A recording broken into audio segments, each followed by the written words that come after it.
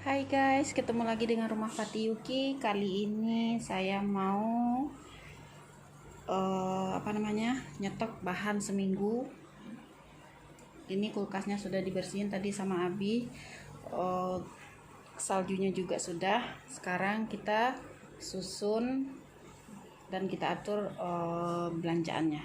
Ini pas belanjaan kita baru datang. Tadi kita belinya online saja karena di sini masih agak takut-takut pergi ke pasar, jadi lebih amannya kita belinya online saja.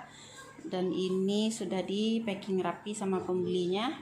Sekarang kita mau masukin dulu ke dalam toples-toples atau wadah-wadah penyimpanan.